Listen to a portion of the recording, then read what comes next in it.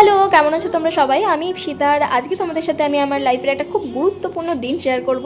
তোমাদের কাছে খুব নর্মাল লাগতে পারে আজকের দিনটা, মনে হতে পারে যে খুব বাড়াবাড়ি করছি, বাট আমার কাছে এটা একদমই বাড়াবাড়ি নয়। কারণ আমি সাজতে গুজতে ভীষণ পছন্দ করি। তোমরা এটা যারা অনেক আগে থেকে আমাকে চেনো তারা হয়তো জানো যে আমি ভীষণ সাজতে পছন্দ করি। প্লাস আমি আগে মেকআপের ভিডিওসও করতাম। তোমরা হয়তো এখন অভ্যস্ত হয়ে গেছো আমার মিনি ব্লগসে, আমার টুকটাক ফুড ভিডিওতে, বাট আগে আমি মেকআপের ওপর ভীষণ ভিডিও করতাম। কিন্তু এখন আই ফিল আমার আর সেই কনফিডেন্সটাই নেই মেকআপ করার মতো বা মেকআপের কোনো ভিডিও শ্যুট করার মতো।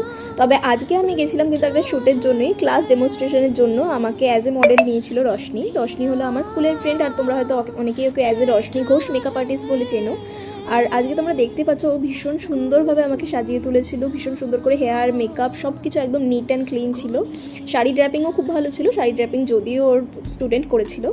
অ্যান্ড সেজে নেওয়ার পরে কিন্তু আমার নিজেকেও বেশ অন্যরকম লাগছিলো, খুব সুন্দর লাগছিলো নিজেকে। তোমরাও আমাকে জানিও কেমন লাগছে তোমাদের। আর এই ক্লিপটা কিন্তু অলরেডি আমার প্রোফাইলে রয়েছে, অবশ্যই কমেন্ট করে জানিও কেমন লাগছে। আমি লাইক দিচ্ছি। আচ্ছা, কিছু বলতে চাস রশনি? হ্যাঁ, ও আমার স্কুলের বান্ধবী, ওকে আমি আজকে সাজালাম, খুব সুন্দর লাগছে। তুই বল তোর সেজে কেমন লাগছে? ভীষণ ভালো লাগছে, ভীষণ অন্যরকম লাগছে আমার নিজেকে। হ্যাঁ, ওকে দিয়ে দিনি, জাস্ট বৃদ্ধিতে সাজিয়ে দিয়েছি। বিয়েটা লেগে গেছে। ব্যাস, তাহলে আজকের জন্য এটুকুই। দেখা হচ্ছে তোমাদের সাথে নেক্সট ভিডিওতে। ততক্ষণের জন্য টাটা।